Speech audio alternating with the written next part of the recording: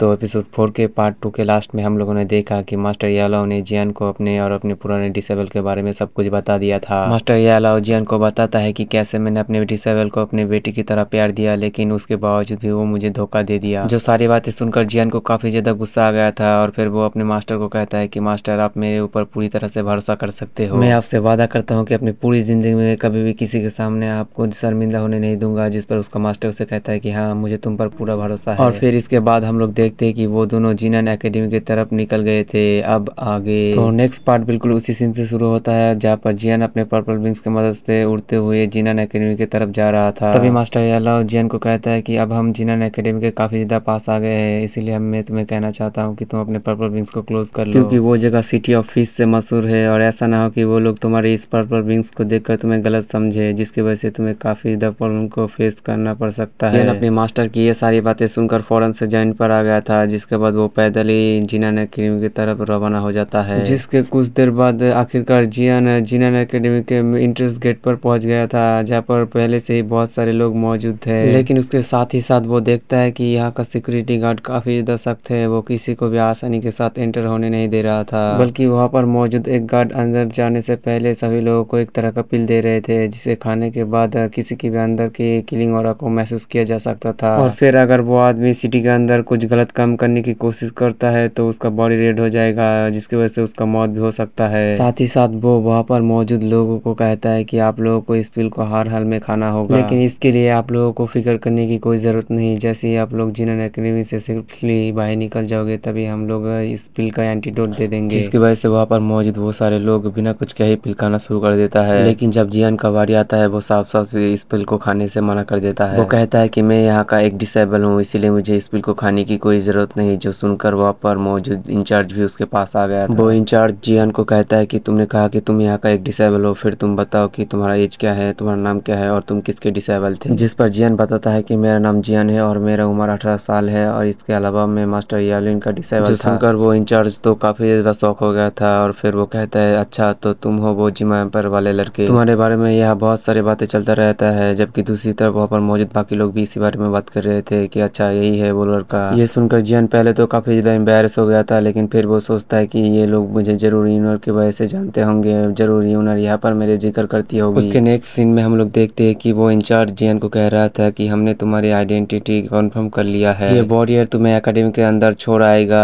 यहाँ वो इंचार्ज बातों बातों में जियान को ये भी बता देता है कि एकेडमी के अंदर एक कंपटीशन चल रहा है, जिसके लिए तुमने लास्ट टाइम भी साइन किया था, लेकिन कंपटीशन के दिन तुम वहाँ पर नहीं आए थे। जिस पर जियान उसे सफाई देने ही वाला था कि मुझे माफ कर देना, मुझे कुछ जरूरी काम आ गया था। लेकिन तभी वो इंचार्ज जियान को कहता है, रहने दो, तुम्हें मुझे सफाई देने की कोई जरूरत नहीं और वैसे भी मेरे इन सब से कोई लेना देना नहीं। मेरा काम यहाँ का लोगों का सिक्योरिटी का ख्याल रखना है और इसीलिए तुम मेरे साथ चलो, हम तुम्हें एकेडमी के अंदर सेफली पहुंचा देंगे। जिसके बाद हम लोग देखते हैं कि जियान उनके साथ उनके फ्लाइंग शिप में चढ़ गया था और फिर वो लोग धीरे धीरे जिनन एकेडमी की तरफ बढ़ना शुरू कर दिया था। जबकि दूसरी तरफ हम लोगों को जिनन एकेडमी के कंपटीशन वाले जगह को दिखाया जाता है, जहाँ पर यूनर एक बंदे के साथ फाइट कर रहा था। इस फाइट के दौरान हम लोग देखते हैं कि यूनर बहुत ही आसानी के साथ अपने सीनियर को हरा देती है, जिसकी वजह से वहाँ पर मौजूद सारे लोग बहुत ही ज्यादा खुश हो जाता है। वो सभी कह रहा था कि यूनर तो काफी ज्यादा कमाल की है, हमें यकीन नहीं हो रहा है कि वो अपने सीनियर को इतनी आसानी के साथ हरा दिया। इसके बाद यूनर अपने सीनियर के पास जाकर कहती है, शुक्रिया मुझसे फाइट करने के लिए, और ये कहती साथ ही वो ग्राउंड से ऊपर की तरफ चली जाती है। जबकि दूसरी तरफ यूनर के मास्टर उससे काफी ज्यादा खुश हो गए थे, क्योंकि उसके स्किल काफी ज्यादा कमाल के है। तभी वो लोग यहाँ पर दूसरे मैच की अनाउंसमेंट कर देते हैं, जिसमें वो लोग बताता है कि क्लास 2 से बेन और क्लास 3 से जियान, तुम दोनों को फाइट करने के लिए मैदान में आना होगा। जिस पर हम लोग देखते हैं कि क्लास 2 का बेन फौरन से मैदान में आ गया था, जबकि दूसरी तरफ जियान तो वहाँ पर था ही नहीं, तो फिर वो इस फाइट के लिए कैसे आता। ये देखने के लिए यूनर काफी ज्यादा उम्मीदों के साथ रुकी हुई थी, लेकिन वो जब देखता है कि जियान वहाँ पर नहीं आता है तो वो निराश होकर दोबारा से आगे की तरफ चलना शुरू कर देती है। तभी अचानक यूनर को जियान का ऑरा महसूस हो जाता है, जिसकी वजह से वो फौरन से पीछे पलट कर जियान को ढूंढना शुरू कर देती है। लेकिन तभी हम लोग देखते हैं कि जियान बहुत ही तेजी के साथ एक हीरो वाली एंट्री के साथ मैदान में पहुंच गया था, जिसे देखकर यूनर काफी ज्यादा खुश हो गई थी। वो खुश होते हुए कहता है, आखिरकार तुम आ ही गए। जबकि वहाँ पर मौजूद बाकी सभी लोग ये सब देखकर काफी ज्यादा हैरान हो गए थे। असल में यहाँ पर मौजूद इन लोगों को जरा सा भी यकीन नहीं था कि जियान इस कंपटीशन के लिए आएगा, क्योंकि उन लोगों को याद था कि जियान पिछली दफा भी नहीं आया था। जबकि दूसरी तरफ यूनर को हमेशा से ही यकीन था कि जियान इस फाइट के लिए जरूर आएगा, और यहाँ पर उसकी बात सच भी हो जाती है, क्योंकि आखिरकार जियान वहाँ पर आ ही गया था। यहाँ मैदान से धुलटने के बाद हम लोग देखते हैं कि जियान अपने ओपिनियन के सामने खड़ा था और उसके चेहरे में जरा से भी डर नहीं था, बल्कि उसके चेहरे में एक छोटी सी मुस्कान था। और इसी के साथ ये एपिसोड यहीं पर खत्म हो जाता है।